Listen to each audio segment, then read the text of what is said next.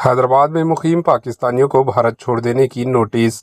Hyderabad police نے پاکستان کے 4 باشندوں کو نوٹس جاری کرتے ہوئے ان کو ہدایت دی ہے کہ وہ آج یعنی 27 اپریل 2025 تک بھارت چھوڑ دیں۔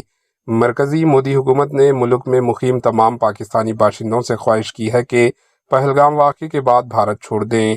شہر حیدرآباد میں 213 پاکستانی باشندے ہیں، ان میں سے اکثریت طویل مدتی ویزا پر ہے۔ پولیس نے واضح کیا کہ لانگ ٹائم ویزا پر مقیم افراد کو اس سے دور رکھا گیا۔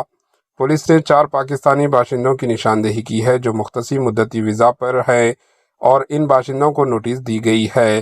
Bureau report AHN news.